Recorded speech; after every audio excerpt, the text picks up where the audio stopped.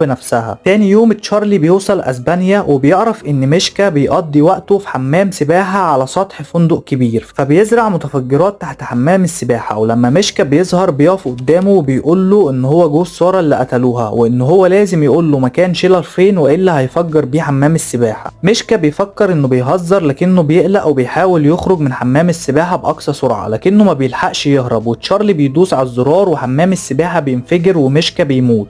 أنكولاين كانت على اتصال مع تشارلي، وأول ما بتشوف اللي حصل بتبلغه إن هندرسون في المكان ولازم يهرب فورا. تشارلي بيجري وبيستخبى في مبنى، وأنكولاين بتوجهه بالممرات اللي يقدر يهرب منها، لكن هندرسون بيقرب منه وبيمسكه. بس فجأة بيظهر عميل تاني وبيهجم على هندرسون وبيشتبكوا مع بعض، وهندرسون بيتصاب لكنه بيقدر يقتل العميل في الآخر. وتشارلي واقف من بعيد متردد يساعده ولا لأ، بس أنكولاين بتقوله إن هو لازم يهرب ويمشي في أسرع وقت. وفي نفس الوقت ده